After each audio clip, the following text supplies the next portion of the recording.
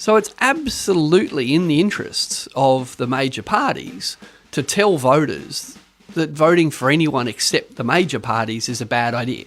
It's one of the things that the Labor Party and the Liberal Party can agree on, is that it's in both their interests during an election to say a vote for a major party is a good idea and a vote for an independent or a minor party is chaos. One for Mum, one for Dad, and one for the country. And there has never been a more exciting time to be an Australian. Budgets are about choices, Fran, and you show what you value through the choices you make. This is coal. Don't be afraid. Don't be scared. The Treasurer knows. I want an economy that works for people, not the other way around. We'll just end up being a third-rate economy, a banana republic. Just follow the money.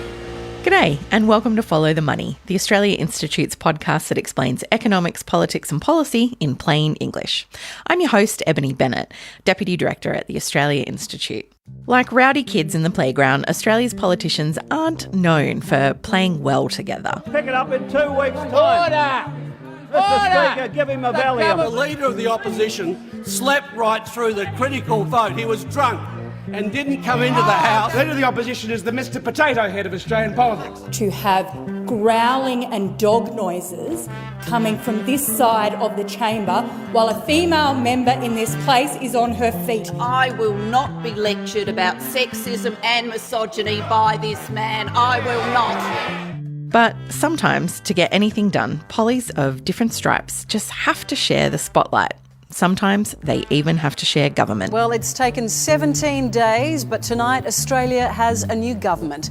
The remaining independents have made their decision and split, with 2 of the 3 rural MPs delivering power to Labor. Labor limped to the magic number of 76 with the backing of just 2 of the 3 country independents. Labor is prepared to deliver stable, effective and secure government for the next 3 years. We said we wanted to run full term.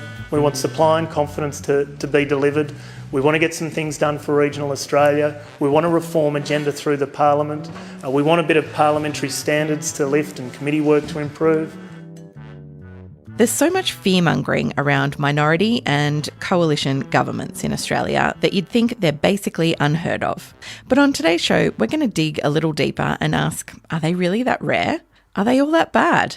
And with a primary vote of our traditional parties plummeting, are they about to become the norm? To answer some of these questions, I'm joined by Executive Director of the Australia Institute, Richard Dennis. G'day, Richard. Hey, Eb. So if you believe the beat up around minority and coalition governments in Australia, you'd think they're some kind of weird aberration that never happens. But are they actually that uncommon? No.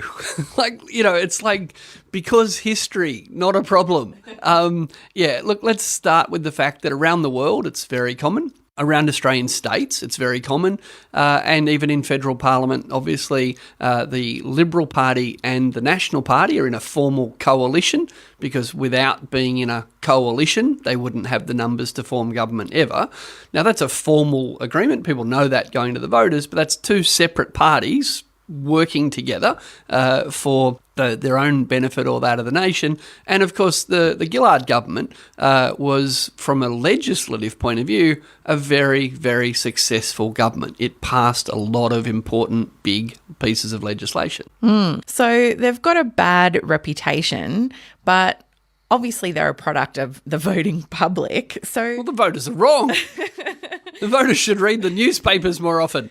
But is this, I guess, a unique phenomena in Australia, this kind of fear and hesitancy around these kinds of governments when, as you say, they're common around the world? Well, Eb, let me just start by saying we're speaking today on Ngunnawal land, otherwise known as the People's Republic of the ACT, where there's been chaos and hung parliament and minority government for 15 years.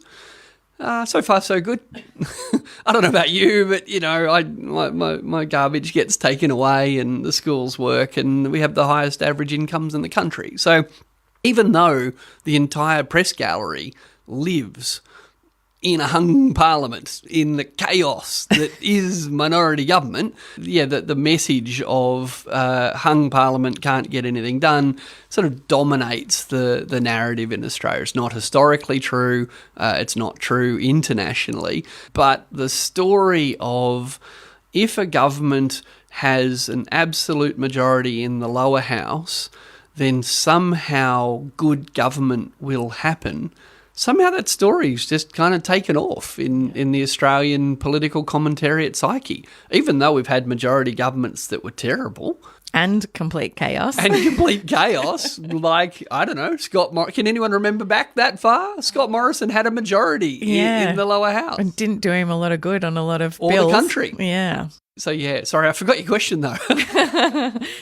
Minority government is destabilising, it destroys confidence, and it is bad for our state and it is bad for Tasmania.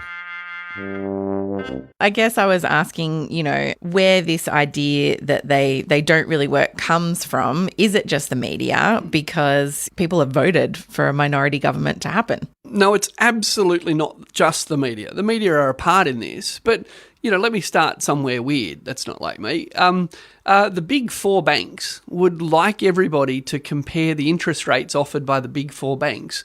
And there are even kind of ads saying we're the cheapest of the big four banks. It's like, yeah, all right. The big four banks are the most expensive.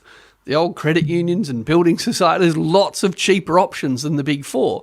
Yet the big four banks all like to keep us thinking that the big four banks are special. So even if you're going to shop around, just shop around amongst my little club.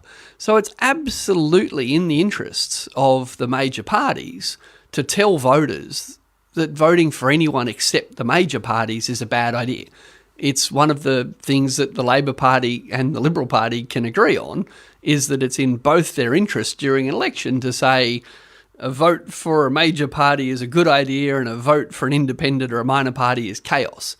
So you've got incumbent parliamentary political parties. It's very much in their interests to say, vote for a major party, we're stable and good, even though we seem to change leaders a lot and cause a lot of problems for people sometimes. So it's in the political parties' interest to say that.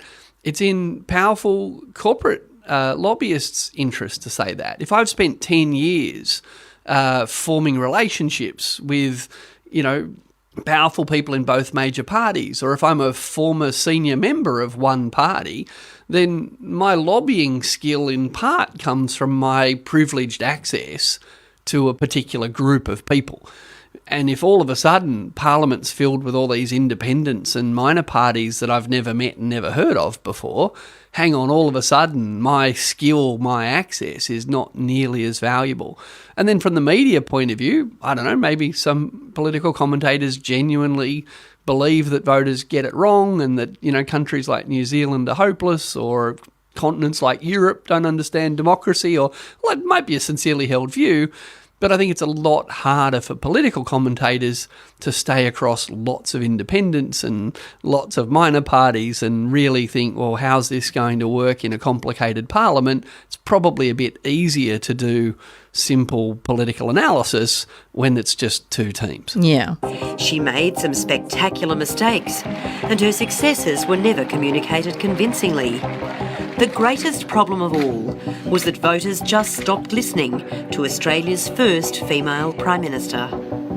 So most people's main reference point when it comes to minority government in Australia is, of course, the Gillard period, as we were just talking about, and it really was relentlessly targeted by the opposition, led by then opposition leader Tony Abbott. But as you mentioned, it was quite a successful period of government, at least in terms of getting legislation through the parliament. The main thing that Parliament does. Yeah, some say. Key output.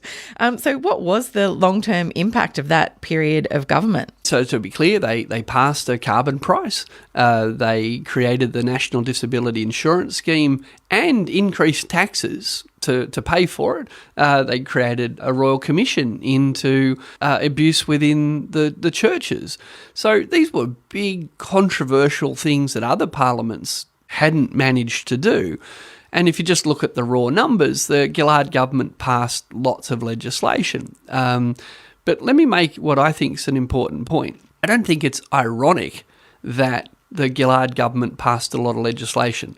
I think the fact that they were in minority government is why they passed so much legislation. So it's a feature, not a bug. Well, it's an absolute feature from my point of view, because what usually happens is in Australia, while we talk about majority government or government, we don't even put the majority in, it's just the default setting. There's government and there's minority government. So if we think of majority government, we're thinking about the party having a majority of the 151 seats in the lower house. But if I've got a strong majority, I'm the Prime Minister, I've got 80 members of the lower house, I can pass a bill through the lower house whenever I want, it's almost unheard of that I would simultaneously hold a majority in the Senate, in the upper house. So even though I have control of the lower house, the Constitution says that to make a law, it's got to pass through both houses. So it's actually, and I'm choosing my words here carefully, constitutionally irrelevant that I'm really good at passing bills through the lower house and completely incapable of passing them through the upper house. I get to thunder a lot about my mandate, and I get to say mandate, and I get to be frustrated, and this is what most prime ministers do. Pass a lot of bills through the lower house, get very sad that the Constitution created a Senate. But if you take the Constitution seriously, and you realise that to actually make a law, it's not about your feelings or your mandate, it's the ability to get a majority in both houses, then you understand why Gillard was so productive. In order for Julia Gillard's government to pass a bill through the lower house, she needed to have a good hard chat with Tony Windsor and Adam Bandt and Rob Oakeshott, and actually engage in good faith negotiation with them behind closed doors, nice and politely. What can we all agree on? What can we actually agree to vote on here? And guess what? Every bill that Adam Bandt voted for in the lower house, the Greens voted for when it got to the upper house. Yeah. So by doing the negotiation politely and privately From the beginning in good faith, they actually secured the passage of the bill through both houses of Parliament and over the Governor-General's desk and into law. Yeah. So I know it's not fun for a lot of people to hear this, but if Prime Ministers would stop waving their mandates around and would actually have a chat to the people who have the constitutional power to vote yes or no, regardless of what house they're in, they would see a lot more legislation pass a lot more quickly. As the government forged an alliance with the Greens to try to get its agenda through the Senate. Manchi says the people want more constructive engagement. Manchi's offering that to Tony Abbott and the coalition.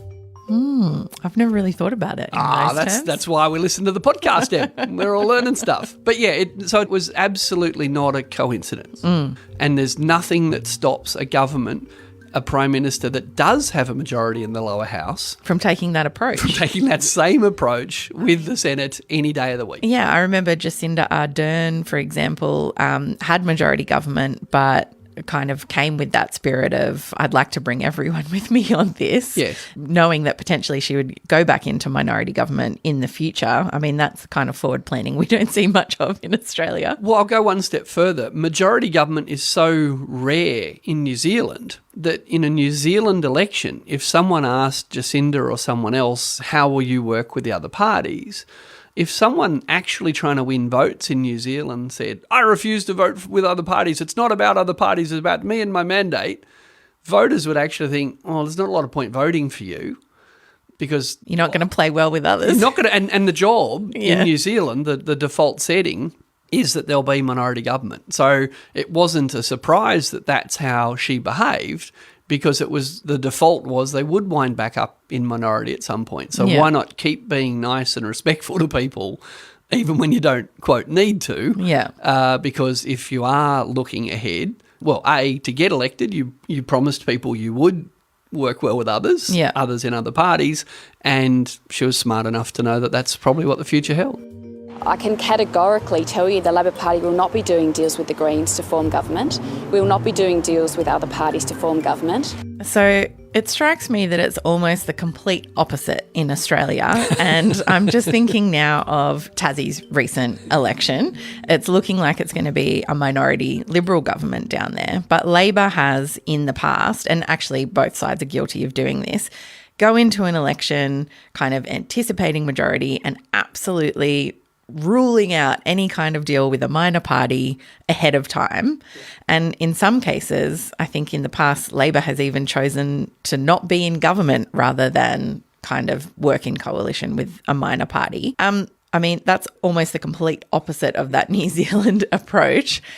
I mean, that's shocking to me that a political party would choose to go down that path. So they're really just so wedded to that idea of majority government. You know me, I'm always looking for an upside. I'm always looking for the good news story. And the good news story here is a lot of people think politicians are so cynical, so obsessed with power that they would do anything to get into government. Well, we know in Tasmania that's not the case. These people have principles.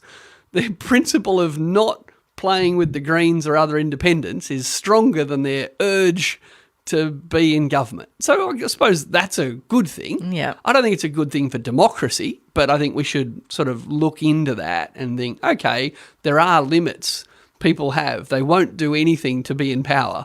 Strange place to draw a line, Yep. I would have thought. But, you know, we should be proud that our politicians have their own ethical lines that they won't cross. Relatedly, here in the ACT, the reason that there's been such a long, stable Labor-Green minority government, coalition government, whatever you want to call it, the reason is because the Liberals here in the ACT are like, we will never do a deal with the Greens. Yeah. Now, the way the ACT electoral system works, the odds of the Libs winning a majority near zero. So when the Libs come out and say, we'll never do a deal with the Greens, they're really saying, we will never be in government.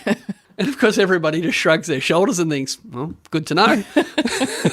Okie doke. You know, we're just haggling about how many Greens might be in Parliament with Labor. So fast forward to your question about the Tasmania election. Yeah, look, the Parliament was just expanded. There's now 35 MPs. Rebecca White, the leader of the Labor Party, gave what I really think is an impressive and important speech. She said on election night that she didn't think it was likely that there would ever be majority government again in Tasmania, and that was something that everyone needed to grapple with. Now, given that both the Labor and Liberal leader had gone into the election sort of refusing to countenance how you would behave in minority government, I think that was an important thing for her to say. I think an interesting conversation to start, but the next day her party jointly came out and said, well, we don't want to form government. Now, that may or may not be in Labor's long-term political interest. That's their decision to make. Yeah. But, you know, to be clear, there's 35 members of the Tasmanian Parliament now. It looks like the Liberals might get 15. It's quite possible that Labor and the Greens combined would have 16. So as someone that is just counting the numbers, not looking at the relationships and the sort of political history, 16's bigger than 15.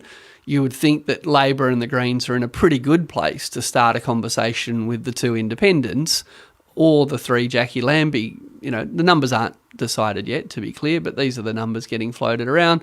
Labor plus Greens equals 16. 2 more equals a majority. No, we wouldn't even want to countenance that conversation. Fair enough, but from a constitutional point of view, no barrier to them potentially forming government. And from a will of the voters point of view, would seem like a lot of people would wish they might do that. Yeah. Or, I don't mean to be flippant here, or Labor and Liberal could form government together. Yeah, what's called a grand coalition. A grand coalition, Yeah. right? And as the independent and minor party vote grows, that's not an impossible thing in a future Australia. Not one I'm predicting in Tasmania this term, but it's happened in other countries. Yeah. And I guess it is something that the major parties are going to have to think about more and more because, you know, in Tasmania, in the state election, we saw the Liberal Party's share of the vote fell around 12% and Labor's primary vote was somewhere, I think, in the 20s as of the last time we checked anyway. But nationally, like in the federal parliament, the trend has been away from major parties and towards minor parties and independents on the whole, and particularly at the last election, there was a whole host of the Teal independents, as they're known, elected to parliament. Yeah, but Tim Wilson's going to turn that tide around. Like, that's just an aberrant thing there, Ev. I think once Tim gets his hands on the campaign, who knows?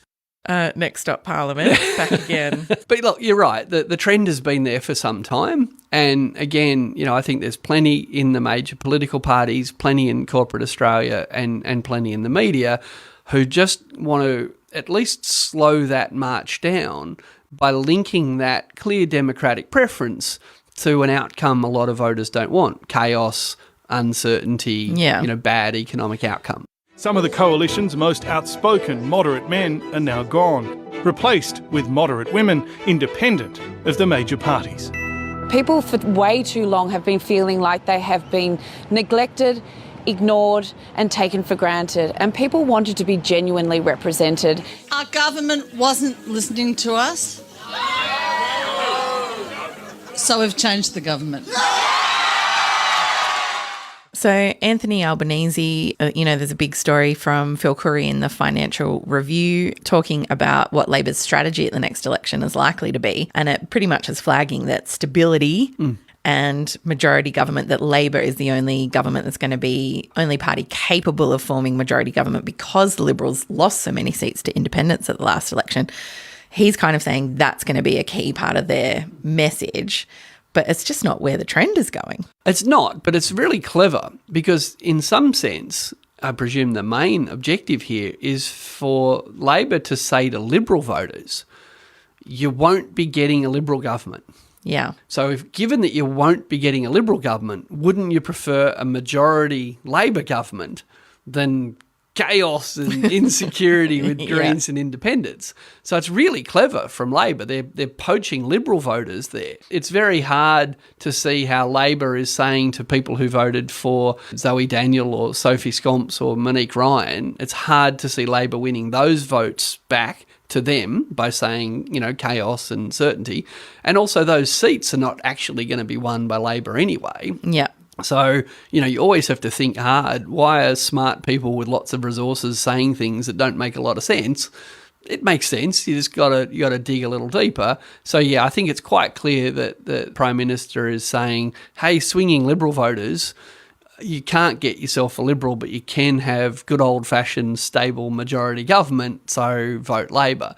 Now, if that works, that's really interesting because, on the one hand, Labor might be worried about losing some more seats to the Greens or potentially even independents. I think independents do better against incumbent MPs than they do against opposition. So I think it's no accident that it was the Liberal Party in government that lost all those seats to those independents. And at the same time, the Labor Party are clearly thinking, and how can we pick up soft Liberal voters? How can we pick up swinging Labor voters? So they might lose some votes to the Greens, they might lose some votes to New Independents. How do they win votes back off the Liberals, and how do they hang on to Liberal seats they won at the last election? Stability, stability, stability. Now, that's fine, but again, that doesn't give them stability in the upper house. It doesn't give them the assurance that they can pass all the ledge they want. There's no scenario after the next election where Labor would be in majority in the lower house and the upper house. So again, it just comes back to this perception issue that if you just happen to have 76 votes in the lower house, stability. Tickety-boo. Tickety-boo. What could go wrong? Who cares that the Senate votes against all our ledge? Right, but if you're 74, chaos. Yeah. No, it's not true. Yeah. And it's really odd, isn't it? As you point out, all that ledge has to go through the Senate as well. That's kind of normal as, all of a sudden, when you get to the House of Reps. Normal as, constitutional, choose whatever words you like. But obligatory, not going away anytime soon. But chaos if it's in the lower house as it happens. So I guess I did just want to finish on that democratic imperative, and it's what voters are more and more delivering in terms of parliaments. And I guess we've seen in the past that once independents get in, they can often be quite hard to dislodge. So that's a big future problem for the Liberal Party in regaining some of those seats.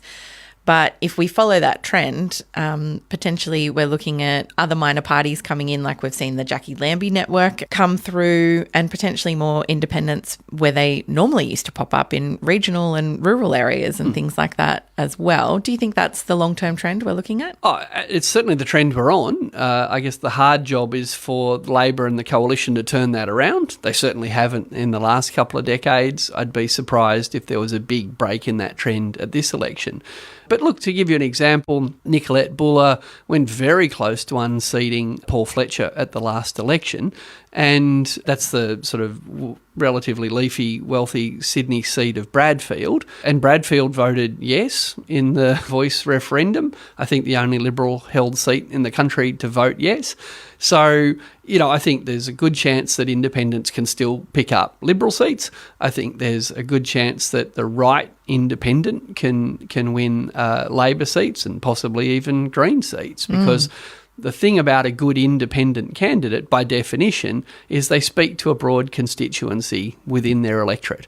And I think that it's really important to understand that our whole terminology of two-party preferred and safe seat and the whole pendulum, these are all pretty old-fashioned ideas designed around the idea that or the assumption being there's only two outcomes. But when Sophie Scomps can beat Jason Falinski in the seat of Mackellar with a swing of 15 or 16%, I'm choosing my words carefully here, there's no such thing as a safe seat. Yeah, that concept's just sailed. It's gone. So there might be seats that the Liberals think are safe against Labor ever winning, and there might be seats that Labor think are safe against the Liberals ever winning. But if Jason Falinski can lose a seat on a 15% margin... A blue ribbon coalition seat style thing. Bronwyn Bishop's old seat, there's no such thing as a safe seat. Yeah. And again, the way that our media and political class are kind of looking at outcomes is to kind of treat all this as an aberration. Oh, it's a bit of a... deviation from the mean. Yeah, they'll all come back eventually. Well, maybe, who knows? But again, if someone like Sophie Scomps, who was the local GP who'd never had anything to do with politics, can run and raise some money and beat a well-known long-term Liberal in a blue ribbon seat, there's no such thing as a safe seat. But I hate to say it, that's one of the reasons that we need to be careful about Labor and the Liberal Party combining to do things that sound good, like donation reform, which may well be aimed more at making it harder for new entrants to raise money than to stop incumbent parties. Well, I think it's a recharacterisation of what does voting independent mean. So in the past, that was considered to be maybe a personality aspect of one local candidate that was maybe a maverick. What we're now seeing is independent is actually free from party politics influence. I think that's a good point to finish on because, you did kind of mention Green coalitions exist elsewhere, and that's another possibility that we haven't really thought about. But it did used to be a feature of Parliament that, and they still often do vote together on things all the time. Key things that come to my memory are when it used to be Parliament that voted on increases to politicians' pay. And, never seen the two major parties agree quicker on something than that when it used to be in their hands. I mean, it is a possibility that they'll be like, oh, hang on, no, this, we're the majors, we've got to stick together. Absolutely. Well, look, and to be clear, of course there are things that the Labor Party and the Coalition vote on. Indeed, there are bills that Labor, Liberal and the Greens all agree on. The Media Bargaining Code's a good example. So we shouldn't be surprised that parliamentarians from different parties agree with each other sometimes. That's a virtue. But we need to be careful because one of the real strengths of having minor parties and independents in the parliament is they can remind everyone that neither major party wants to talk about a particular issue. People think bipartisanship is just an inherently good thing, but often the bipartisanship is a bipartisan deal to just say nothing about certain hard issues. And when you have independents and minor parties saying, no, I'm going to use my platform to remind people that people really don't want fossil fuel expansion and they really don't like AUKUS or jobs for mates. So minor parties and independents bring these issues to the surface in a way that's often a challenge to the major parties, and at the same time the major parties have the potential to literally change the electoral laws in ways that would benefit them. That kind of lock in incumbents. So, yeah, I think we need to... You ask about the trend. Well, one way to change the trend is to change the laws, and we need to be highly alert to the idea that something that sounds good, donation reform. Who could disagree with that? Who doesn't want that? Could make it harder for new entrants to raise money, but do nothing to stop all sorts of money flowing to the major parties. Yeah. Well, thanks very much, Richard. I think we might wrap it up there. Thanks, Eb. I think we fixed it. Yeah, I think the future of democracy is bright. Thanks so much. Thanks. This episode was recorded on Thursday, the 28th of March, 2024, and things may have changed since recording. In 2024, the Australian Institute is celebrating its 30th anniversary as Australia's leading think tank. If you enjoy Follow the Money and our research, please consider becoming a regular giver from as little as $10 a month at australiainstitute.org.au. And we would love to hear your thoughts on the show today, and you can reach out to us via email at podcasts@australiainstitute.org.au, or you can find us on Twitter at the Oz Institute with the AUS.